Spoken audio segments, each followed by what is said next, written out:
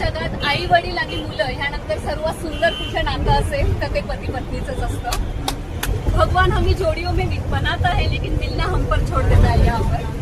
आणि माहित नाही वयाच्या 20 कोणाचा 18 वगैरे वर्षानंतर कोणीतरी आपल्याला सांगतं की इथे एखादं स्थळ आहे आणि मग आपल्या जोड्या जमतात, लग्न होतं आणि लग्नानंतर खरा संसार सुरू होतो, एकमेकांना ओळखणं सुरू होतं आणि अनेक चढ उतार येतात, त्यात दोघंही एकमेकांना साथ देतात. हे आपल्या पुराणांमध्ये पण आपल्याला खूप सारे रेफरन्सेस सापडतात.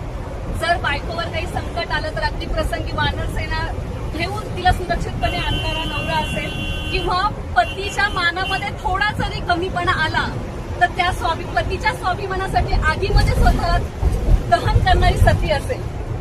तर हे उदाहरण आपल्याला आपल्या ह्याच्यामध्ये सापडतात. त्याच्यावरून आपल्या पती पत्नीच्या नात्याविषयी खूप छान कळतं की दोघांनी जर एकमेकांना जीव लावला तर हा जो संसार आहे हा स्वर्ग आहे हे आपल्याला माहिती आहे.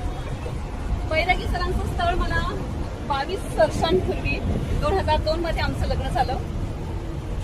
माझ्या मावस भावाने दाखवलं होतं. त्याच्यानंतर जसं त्यांनी काल सांगितलं की त्यांनी माझा फोटो सप्तशृंगी देवीला दाखवला होता. त्यावेळेस मी MA फर्स्ट इयरला असल्या कारणाने मला माझं शिक्षण पूर्ण करायचं होतं. मला लॉ कडे इंटरेस्ट होता आणि म्हणून मी लग्नाला नाही म्हणत होते.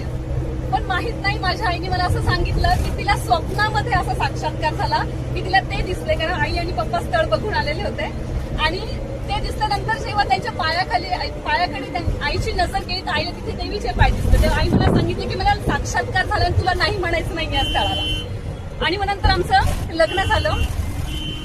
एखाद महिन्यातच माझा बीएडला नंबर लागला. तो बीएडला नंबर लागण्यासाठी त्यावेळेस युनिव्हर्सिटी वाईज राऊंड असायचे आणि माझे सगळं कागदपत्र जुन्नरचे होते, त्यामुळे माझा डीडी पण जुन्नरचा झाला होता. माझ्या पप्पांनी 10,000चा डीडी रेडी ठेवलेला होता आणि जेव्हा आम्ही पहिल्यांदा जुन्नरला गेलो लग्नानंतर तर त्यांनी पहिल्यांदा पप्पांना पैसे दिले आणि सांगितले की नाही हा डीडीचा खर्च मी करेल. माझे पप्पा घेत नव्हते. त्यांनी सांगितले की माझी मुलगी, माझी पण थोडीफार जबाबदारी असते.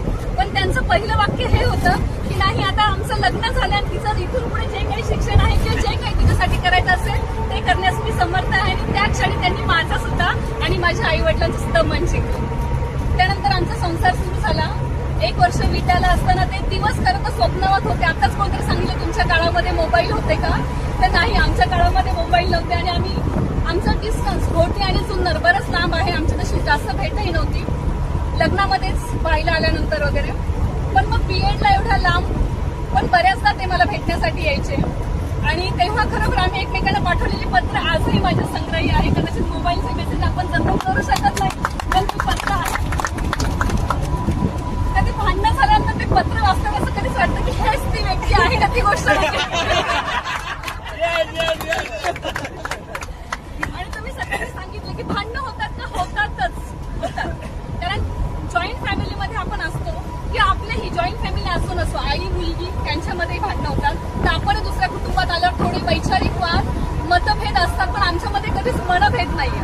कायम जुळवून घेत आलो एकमेकांच्या ह्याच्यासाठी. एकत्र कुटुंबात ते मोठे, जसं नाट्य सरांनी काल सांगितलं की मोठ्याचं मोठेपण काय असतं हे जे मोठे आहेत त्यांना माहिती आहे. तसं आमच्याही वाट्याला ते मोठेपण आलंय आणि त्या मोठेपणाच्या ज्या काही आपण म्हणूया की चांगले अनुभव ते सुद्धा आम्ही सगळ्यांनी दोघांनी बरोबर अनुभवले आहेत. कधीही एकमेकांची साथ सोडली नाही. जसं कोणी सांगितलं की क्वीन मेकर, जसं नाठे मॅडम सरपंच झाल्या किंवा शोभाताईंना चांगला जॉब लागला बालवाडीमध्ये, तसं मोहन दादांची की त्यांच्यामुळे त्यांच्या ओळखीने काल आपल्याला कळालं. ठीक आहे, तसं माझ्या बाबतीत मी एक अनुभव शेअर करेन की मी 2005 मध्ये इंग्लिश मीडियमला जॉब करत होते. उन्हाळ्याच्या सुट्ट्या होत्या आणि मी माझ्या मुलाला घेऊन गेली तेव्हा सुट्ट्यांसाठी. तर देवळाली हायस्कूलची ऍड मी काही प्रत्यक्ष वाचलेली नव्हती, ती पेपरमध्ये आली. सरांनीच ऍप्लिकेशन केलं आणि जेव्हा इंटरव्ह्यू होती तेव्हा त्यांचा मला फोन आला तिकडे की तू येशील का, ये, चांगली शाळा वाटते, ऍड मध्ये तरी व्यवस्थित दिलं, तू फक्त इंटरव्ह्यू साठी ये. जाऊन मला फक्त 4-5 दिवस झालेले होते तरी मी विचार केला की ठीक आहे जाऊन बघूया आपण. मग इंटरव्ह्यूला आल्यानंतर तिथे अट होती की MA BEd लागणार आहे आणि माझं त्यावेळेस MA पार्ट फर्स्ट लग्न झाल्यामुळे माझं MA कम्प्लीट नव्हतं, सेकंड पार्ट मी दिलेलं नव्हतं म्हणून मला BS डिग्री कंपल्सरी लावावी लागत होती. तुम्ही त्यांना तिथे गेल्यावर पण म्हटले अहो त्यांनी कंपल्सरी इथे MA BEd लिहिले, मी इंटरव्ह्यूला जाऊ ना, कारण त्यांनी स्पष्ट सांगितलं की MA BEd कॅन्डिडेट असेल तरच तुम्ही इंटरव्ह्यूसाठी लायबल आहात. तर त्यावेळेस पण त्यांनी मला सपोर्ट केला की नाही तू इंटरव्ह्यू तर ते पुढचं बघू आपण, त्यांना सांग मी MA कम्प्लीट करणार आहे वगैरे वगैरे. आणि त्यांच्या प्रोत्साहानेच मी तो ऍप्लिकेशन पण त्यांनीच केलं आणि त्यांनीच मला त्या शाळेमध्ये नेलं आणि तिथे माझं जॉबचं काम झालं. हे सगळं काही त्यांच्या प्रोत्साहनाने. त्यामुळे जे काही आज मी माझ्या आयुष्यात थोडंफार मिळवलेलं आहे ते सगळं आणि सगळं त्यांच्या पाठिंब्यामुळे. त्यांचा मला खरोखर खूप अभिमान आहे.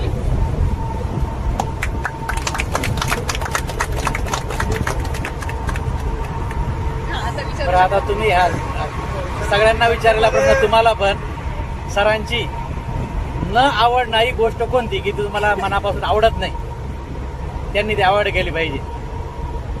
जसं 15 मिनिटात येतो म्हटल्यावर 15 मिनिटाचं क्लॉक कुठं असतं ते मला खरंच माहिती नाही. त्यांचं काटाळाचा काट्याचे मिनिट जे आहे ते मोठे मोठे आहे.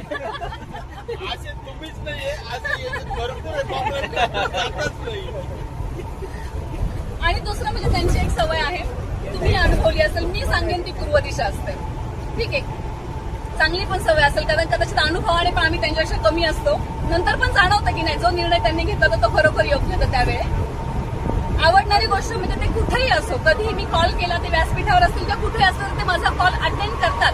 भले ते मला सांगते की मी तुला 2 मिनिटात करतो कॉल, पण तो माझा प्रत्येक कॉल अटेंड करतात. अनअटेंडेड माझा एकही कॉल नसतो. ही मला त्यांची गोष्ट खूप आवडते मनापासून. तुमच्या एवढ्या वर्षाच्या आयुष्यामध्ये तुमचं झालेलं कडाक्याचं भांडण कोणतं?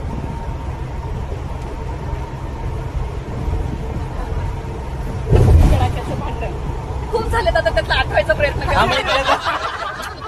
म्हणून पण असं कधी झालं नाही की मी माहिती चली जाऊन घरातल्या घरातच आम्ही त्याचा पॅचअप केलेला आहे बऱ्याचदा. मग आधी कोण बोलायचं? ऑफकोर्स तुम्ही त्यांच्या स्वभावाचा भाग पण ह्या 2 आठवड्यामध्ये समजून घेतला असं तर प्रत्येक वेळी मीच असते. त्यांची जरी चूक असेल तरी मीच बोलते, त्यांनाही विचारा. सर तुमच्याकडे बघून आज वाटत नाही मला तुम्ही असे भांडसाल. पण माझं असे मी जिथं चुकत नाही ना मी तिथं चुकत नाही. माझं जवळ नाही, मला त्याचा स्वभाव खूप चांगला पाहिजे. तो जो अबोला असतो ना त्याचा त्रास दोघांनाही होत असतो. त्याच्यापेक्षा तो बोललेला आणि तो सोडवलेला केव्हाही चांगला असतो. त्याच्यामुळं आम्ही तो पॅचअप करून घेतो. माझा अबोला जास्त टिकत नाही. तुम्हाला काय विचारायचं का? काय विचार नाही, तुम्ही एक प्रश्न विचारावा अशी आमची इच्छा आहे. विचारावं, सरांनी पण विचारलं होतं, तुम्ही पण विचारावं असं आमची इच्छा आहे. आयुष्यामध्ये लॉ करण्याची जी इच्छा होती ती राहिली, तर त्याबद्दल काही खेद वाटतो का? सगळ्यात महत्वाचं मी आत्ताच्या प्रोफेशन मध्ये आहे, ज्या मुलांमध्ये आहे, जो एज ग्रुप माझ्या समोर असतो, वय वर्ष 13 ते 16 वर्षातले विद्यार्थी, त्यांची जी एनर्जी आमच्याकडे येते ना ते पाहता मी असं वाटतं की तो डिसिजन जो झाला तो खरोखर खूप छान झाला. जे आजारी जरी असेल शाळेमध्ये मुलांचे हसरे चेहरे पाहिले ना, शाळा सुटेपर्यंत घरची सुद्धा आठवण येत नाही की मी आजारी होते पण आठवत नाही. इथपर्यंत आपण त्यांच्यामध्ये एंगेज होऊन जातो. आणि ते पण एकदा कधीतरी विचारतात आपल्या टीचर असं तुम्हाला बरं वाटत नाहीये का, ते पण आपली काळजी घेत असतात. आपले वाढदिवस साजरे करणं किंवा छोट्या छोट्या गोष्टी कॉम्प्लिमेंट्स देणं हे मुलांकडनं शिकावून ती एनर्जी मला मिळते. कदाचित तुम्ही लॉ मध्ये असतं तर कदाचित माझा स्वभाव खूप वेगळा झालेला असता, पण जो निर्णय झाला तो योग्यच झाला. त्यासाठी मी देवाची कायम आभारी राहील. लॉ मध्ये आता खोट्याचं खरं करावं लागलं असं, खऱ्याचं खोटं करावं लागलं असतं. आता मला फक्त निरागस मुलांमध्ये राहता येतंय आणि तो सगळ्यात महत्वाचं. त्या याच्यामध्ये गेलं तर आपण सगळं काही विसरून जातो. मुलांच्या एनर्जी मध्ये गेलं ना सर्व काही विसरून जातो. मी स्वतः नशीबवान समजते की मी शिक्षिका झाले. मला अभिमान आहे त्या गोष्टीचा. सरांनी तुम्हाला हिमालय पर्वत आता म्हणजे जाऊन आणलाय, त्याच्याबद्दल तुम्ही 2 शब्द बोला ना, आम्हाला सांगा ना काय वाटलंय, कसं वाटलंय तुम्हाला? Thank you so much. मला ह्या विषयावर बोलायचं होतं. सगळ्यात महत्वाचं मला सगळ्यांचे आभार मानायचे, सगळ्यांचे. कारण ह्या ट्रिप मध्ये खरंच मला छान ट्रिप मिळाली. ठीक आहे, आपली कोणाची जास्त ओळख नव्हती. इव्हन मी माझे फॅमिली मॅडमला सुद्धा मी एकदाच भेटलेली होती याच्या आधी. आणि सरांविषयी मी बऱ्याच त्यांच्याकडनं ऐकलं होतं. आमची प्रत्यक्ष अशी जास्त भेट पण नव्हती. सरांची भाषणं मी बाकी ऐकले 2-3 रिटायरमेंटला. आणि मला पहिल्यापासून मी म्हणायची की नाट्य सरांचं भाषण छान असतं, एवढंच फक्त. सरांनी कदाचित मला प्रत्यक्ष बघितलंही नसेल, जास्त ओळख नव्हती आमची. पण ह्या ट्रिप मध्ये आल्यानंतर मला सगळ्यांचं छान ओळख झाली. सगळ्यात महत्वाचं म्हणजे बॅगचं लगेज वाहणारी जी मागची टीम आहे त्यांना सल्यूट, थँक्यू सो मच. कारण मगाशी दादांनी सांगितलं की बॅगसाठी आम्हीच असतो, पण दादा खरंच थँक्यू सो मच. पुढचं दुसरं म्हणजे सगळ्यात महत्वाचं की सगळ्याचे मला असं वाटलंच नाही की मी दुसऱ्या लोकांमध्ये की खूप आपलेपणा जाणवला मला. सगळे आपल्यासारखे साधे आणि शेतकरी कुटुंबातले सामान्य माणसं सगळ्यांना भेटून खूप आनंद झाला आणि मला असं वाटतं की मला तुमच्या सगळ्यांसोबत पुन्हा ट्रिप करायला खूप खूप आवडेल. दुसरं, जेव्हा मी केदारनाथ चढले पहिल्यापासून मी ठरवलं होतं, कारण आता मी तुम्हाला सांगते इथे की माझी शंकरावर अफाट भक्ती आहे. म्हणजे लग्नाच्या खूप आधीपासून वर्ष 15-16 जसं मला समजायला लागलं तसं मी प्रदोष व्रत करते. सुरुवातीला मी ते आळणी करायचे उपवास, नंतर आता शाळेमुळे मला ते शक्य होत नाही कारण मुलांमध्ये असल्यामुळे बोलावं लागतं. 5-5, 6-6 वर्ग असतात रोजचे, 50-60 मुलं, त्याच्यामुळे ते सहन होत नाही म्हणून मी संध्याकाळी तो उपवास सोडते. माझं लग्न महाशिवरात्रीला ठरलं. त्यांचं नाव उमेश आहे. माझ्या मुलाचा जन्मही प्रदोषच्या दिवशी आहे आणि मला बऱ्याचदा शंकर भगवानजी जे असतात त्यांची मंदिरं किंवा नाते ते स्वप्नामध्ये दिसतात. म्हणजे माझी कदाचित ती माझ्या स्वतःची मेंटॅलिटी असल्यामुळे पण तुम्हाला भास होत असेल. पण मला केदारनाथ जाण्याचं स्वप्न हे खूप आधीपासून होतं. खूप म्हणजे जेव्हापासून माझी बहीण वगैरे जाऊन आले, मी फोटो बघितले 12 ज्योतिर्लिंगांपैकी आपल्याला हे करायचंय आणि तो ट्रेक खूप अवघड आहे हे मी ऐकलं होतं आणि मला तो पायी करण्याची खूप मनापासून इच्छा होती. पण सुरुवात केली. सुरुवातीला काही वाटलंच नाही कारण आम्हाला असं आपण जिथं जेवलो तिथेच वाटलं की आपण अर्धा गड सर केलेला आहे. पण नंतर पुढे गेल्यावर कळतं की तो 10-15% सुद्धा नव्हता.